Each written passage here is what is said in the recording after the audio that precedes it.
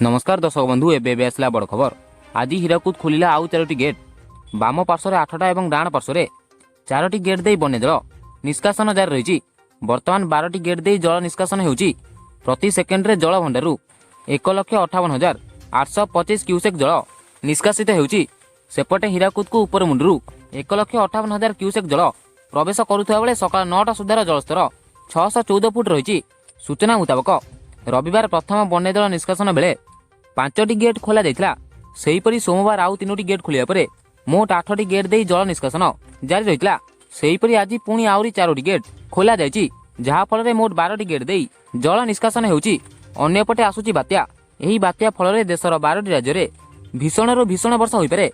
देश रे किछि दिन हेबो दुर्बल थिबा मौसुमी एबे तीव्र हेबाकु जाउछि। बंगोपसागर एक घूर्णिबलय सृष्टि होइछ नै पाणीपाग विभाग सूचना दैछि।